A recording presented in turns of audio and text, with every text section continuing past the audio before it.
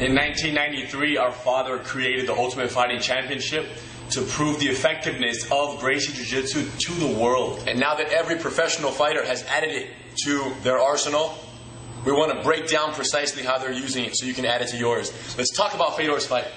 Fabricio's fight. Let's talk about that. True story. Listen, the fight was so quick, we want you to check it out before we break it down.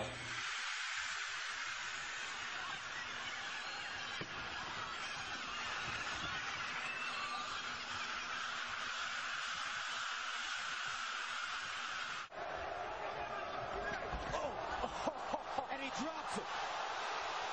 Fedor jumps on it. Verdun trying to hold on to his arm, going for an armbar. He almost got caught in an armbar there. Hammer fist by Fedor. Verdun trying to wrap him up. He's got his arm again. He's got it again. He's got it straight. He's got it locked. He's almost got it locked. Here comes the triangle choke. Verdun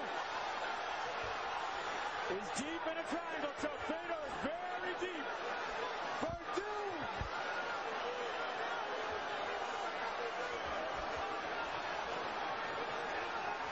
It looks like he was going to tap there. He's got his arm straight. Uh-oh. He's tapping. He's tapping.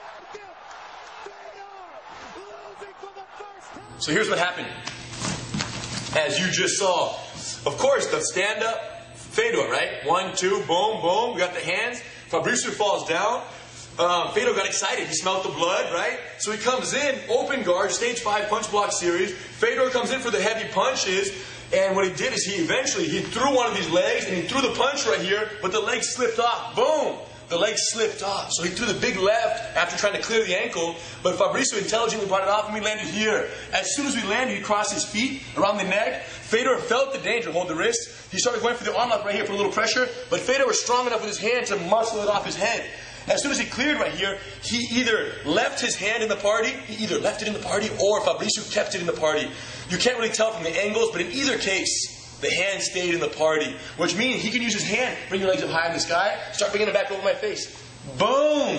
So in other words, Fedor slipped out. He was free to go, but the leg came back and locked his neck. It's very unlikely that this hand was being controlled by Fabricio 100%. Yeah, like Fedor threw it and thought he was like, boom! Because I can't keep your arm here. Correct, I'm gone. It's not Fedor could have pulled the arm out. Now, hold it there. Even if he doesn't hold it, he was trying to hit from here, which means when the legs came back over. Now, here's the difference. We end up in the exact same position that he originally landed in. The problem is, now I'm ready. once the big guy, strong guy, doesn't matter, Fedor or any street fight big opponent, gives away that first movement, that first behavior, an intelligent jiu-jitsu master will, I guess, learn their behavior and prepare for it more diligently the next time. So the second time, his legs were much tighter. Hold on, just lock your legs a little bit, partial triangle, partial. He didn't grab the ankle yet. Now squeeze your knees. He tried to turn and slip his head out, but he started putting pressure right here in the arm. Put your pressure. The arm lock right here. Well, here's the deal. In order for me to slip my head out, loosen up a little, I need to slip my head and my arm out, more or less. It all has to kind of slip out. The problem is, in slipping my head out, my elbow comes closer to the hips, and it makes it more prone to being broken. So Fabricio very intelligently put pressure here, causing Fedor to come back in the triangle a little bit. And that's when he locked it up over there. Boom! From a partial to a full lockup. Now, if you can't tell by the color of my face, I'm feeling the pressure already. So the clock starts ticking for Fedor at this point. Okay? And he's trying to muscle and turn and muscle and turn. And then before you know it, the arm pressure started right here. And Fedor's chin was really tucked, very tucked, which means the arm lock was very devastating because it was closer to Fabricio's hips. Man. Either way, the choke most likely is what Fedor lost to the choke. Yeah, I guess. Although there's arm lock pressure being applied, the choke started much sooner. Yes. And someone at his, weight and his power, he's using so much energy to get out that he can barely breathe. Not to mention, when a triangle is locked, not partially, but fully locked, on someone as thick and as broad as Fedor is, when the legs lock up, and even though he's not pulling the head in a traditional triangle fashion, there's barely any gaps. In other words, it's like a big guy wearing a shirt that's too small for them. It's automatic pressure. So he was feeling that the whole time. And finally, but I think the critical moment of the whole fight was while Fabricio was using the arm lock to prevent Fedor from slipping out, he had to come back in the party. Which means he had to stay in the triangle. So he couldn't slip out the way he'd like to. So congratulations to Fabricio for using Jiu-Jitsu so efficiently. And let's not take anything away from Fedor at all, you know? I mean, the guy's one of the all-time greats, no questions asked. And it shouldn't take anything away from him at all. It just shows the power of Jiu-Jitsu, this art that you slip for 1 second and you're done. Yeah, you can't underestimate him though. Yeah. He went a little too excited. Of course, once you're locked in the triangle, there are many things you can try. Emergency escapes, go crazy, go left, go right, pick him up, slam him, whatnot. But what was the most common, the most important mistake to avoid for people in the top position in the open guard? Don't go Fedor. Don't go crazy and try to smash on the person from inside the guard. It's very risky. It worked for him for so long. Yes, it was just a matter of time. It was just a matter of time. So, most important details. When you're in top, don't smash down with punches. Every time you throw a punch, you're extending one arm in your neck. It's triangle city right there.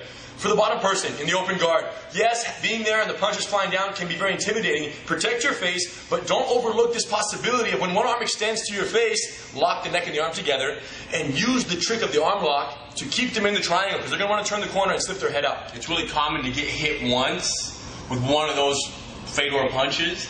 Like he half out of it. Yeah. And you can't even think about triangles anymore. Yes. Because you just don't want to be killed, and you almost allow the guard to be passed, yes. or you just get hit again and again and again. Fabricio saw beyond the fire and locked the neck, and once the neck was wrapped with his legs, he knew it was coming. He's done it many times to a lot of other people, and it was just a matter of time. So congratulations to him. Fedor for sure is coming back, and won't make the same mistake again. Yeah, best lesson of his life. But we wanted you guys to know kind of how that was going down.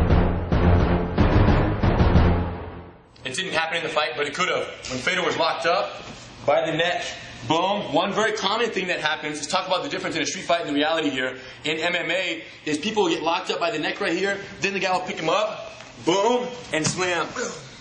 Try to pick you up basically 100% and slam you. And it's actually happened in MMA, right? I'm surprised Fedor didn't try it, to be honest. But Fabricio's a really big guy too, even a little bigger than Fedor. And he was tired too. So in either case, once they get locked up right here, if this person in my position wants to pick you up and slam you, in MMA with soft mats, you might be able to let yourself get picked up a little bit. But in the streets, you do not get picked up. You do not let your back come off the ground ever. So if they do pick you up, you better let go of the leg and abort the mission, because you're going to get slammed in the street and you, of course, break your neck, back, whatever, and or hurt your head very badly. Or what Fabricio would have done, probably, stand up, please. Yes. Is as you get up right here, hug the leg. So he would have wrapped his arm around Fedor's leg, which keeps him Grounded. You're stuck to the foundation.